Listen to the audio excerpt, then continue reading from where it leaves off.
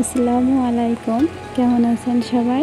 আশা রাখছি দেশ ও দেশের বাহিরে, কাছে ও দূরে যে যেখান থেকে আমার আজকের ভিডিওটা দেখছেন সবাই ভালো আছেন, সুস্থ আছেন এবং নিরাপদে আছেন। আর সেই সাথে আলহামদুলিল্লাহ তোমাদের দোয়া ভালোবাসায় আমিও ভালো আছি। তো প্রতিদিনের মতো আবারও হাজির হয়েছি তোমাদের মাঝে নতুন একটা দিনে নতুন আরও একটা ভিডিও নিয়ে। আশা রাখছি ভিডিওটা তোমাদের ভালো লাগবে।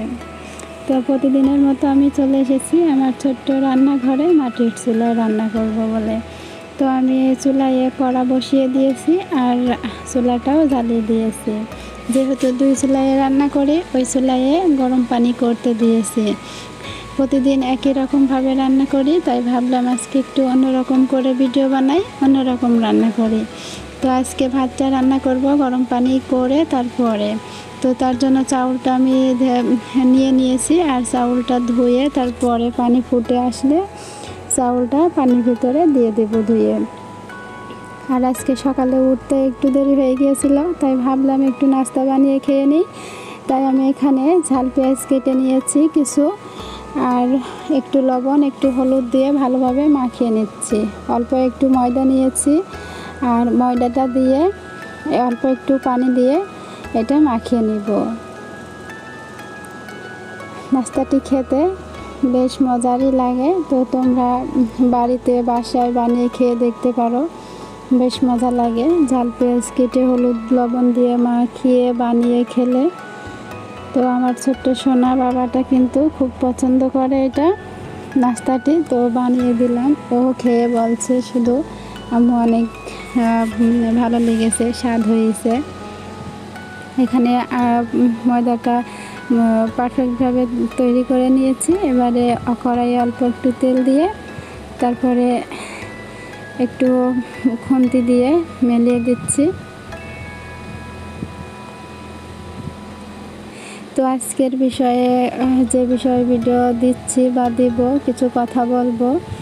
থাম্বনেল দেখে তো তোমরা বুঝেই গিয়েছো আজকের ভিডিওটা কী ধরনের হবে বা আমি যেটা বলতে চাই। আমি কিন্তু ঘরে বসেই মাসে 2 থেকে 3 হাজার টাকা জমাতে পারি, সেটাই তোমাদের সাথে শেয়ার করব। সেটা কিভাবে পারি, কিভাবে করি। মধ্যবিত্ত পরিবারে সবাই একটু বুদ্ধি করে চললে কিন্তু সব কিছুই সম্ভব। মেয়েরা চাইলে কিন্তু সব কিছুই করতে পারে। তো তার জন্য বুদ্ধি খাটাতে হবে, চেষ্টা করতে হবে। উল্টিয়ে পাল্টিয়ে ভালোভাবে নাস্তাটা বানিয়ে নিচ্ছি।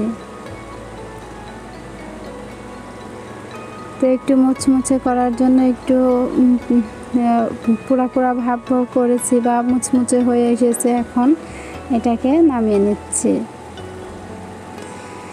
এটা বানিয়ে তারপরে কিন্তু তরকারি রান্না করব। তরকারি রান্না আজকে ভেন্ডির চচ্চড়ি করব। অনেকে ঢেঁড়স বলে, তো আমরা ভেন্ডিতেই অভ্যস্ত। ভেন্ডি চচ্চড়ি করব আর উস্তে দিয়ে আলু দিয়ে ভাজি করব। আর যেটা বলছিলাম, আমি কিন্তু সেলাই মেশিনের কাজ করি। তো যেহেতু সেলাই মেশিনের কাজ করি, অর্ডারের কাজও আসে।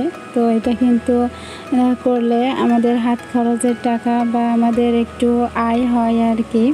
এটা অর্ডারের কাজ নিলে ঘরে বসেই কিন্তু জমাতে পারি। এর জন্য মেয়েদেরকে হাতের কাজ শিখে রাখা ভালো। এটাতে নিজেদেরই ভালো হয়, কিছু আয় হয়, নিজেদেরও তো কম জামা কাপড় লাগে না, সেটা বানানোর খরচও কিন্তু বেঁচে যায়। তো এভাবে একটু বুদ্ধি করে চললে সব কিছুই করা যায়। নাস্তাটা বানিয়ে তারপরে আমি কড়াইয়ে তেল দিয়ে দিচ্ছি তরকারি রান্না করার জন্য। এখানে অল্প একটু পেঁয়াজ কুচি করে রেখেছিলাম, আর সেটাই তেলের ভিতরে দিয়ে ভালোভাবে ভেজে নেব। আর এখানে তরকারি রান্না করার জন্য মশলাটাও বেটে নিয়েছি। সর্ষে, জিরা, ঝাল, পেঁয়াজ, কাঁচামরিচ দিয়ে কিন্তু রান্না করতেছি। যেহেতু গুঁড়া ঝালটা ফুরাই গিয়েছে, তো নিয়ে আসা হয়নি। আর কাঁচামরিচ দিয়ে রান্না করি বেশিরভাগ, কিন্তু গুঁড়া ঝালটা দিলে একটু কালারটা সুন্দর আসে আর কি। আমরা কিন্তু মাটির চুলায় এভাবে রান্না করি। চুলায় ভাত বসিয়ে দিয়ে তরকারি কোটা হয়, বাটা হয় শিলপাটায়, এরকমভাবে রান্না করি।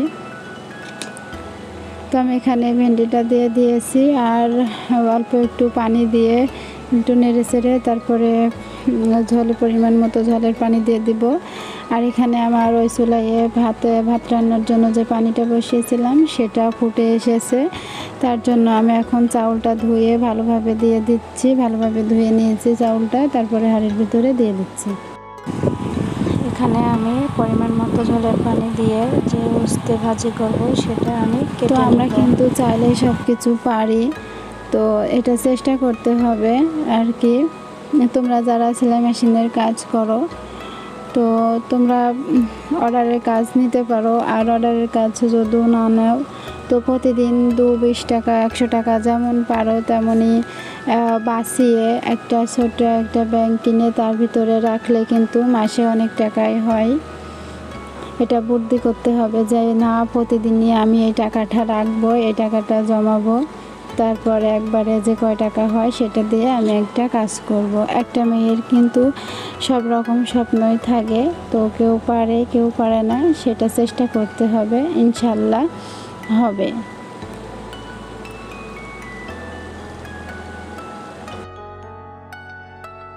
আর আমাদের যেহেতু ঘনবসতি বাড়ি, গ্রামের ভিতরে বাড়ি, তো আমাদের অর্ডারের কাজ ভালোই আসে। তো আমরা রান্না বান্না সেরে সব কাজ কাম সেরে কিন্তু একটু মেশিনের কাজ করি। এখানে আমি ভেন্ডি রান্নাটা নামিয়ে নিয়ে তারপরে ভাজির জন্য ঝাল পেঁয়াজ কেটে রেখেছিলাম সেটা দিয়ে ভাজিটাও দিয়ে দিচ্ছি তুলে। এভাবে কিন্তু নিজেদের জামা কাপড়ও বানাইতে এখন সেলাই খরচের মজুরি কিন্তু অনেক বেড়ে গেছে। তো আমরা মধ্যবিত্ত পরিবারে যদি একটু বুদ্ধি করে চলি তো সব কিছুই সম্ভব।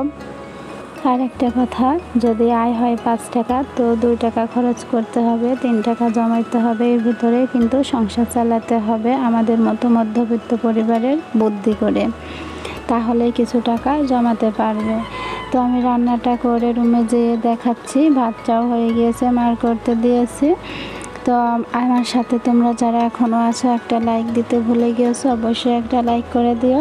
আর আমার কথার কোনো অংশ বা আমার ভিডিওর কোনো অংশ যদি তোমাদের ভালো লেগে থাকে লাইক করে ছোট্ট একটা কমেন্ট করে চ্যানেলটিকে সাবস্ক্রাইব করে পাশে থাকা বেল বাটনটি প্রেস করে আমার সাথেই থাকতে পারো, যাতে করে ভিডিও ছাড়ার পরে তোমাদের কাছে নোটিফিকেশন চলে যায় আর তোমরা সেটা সময় মতো করে দেখে নিতে পারো।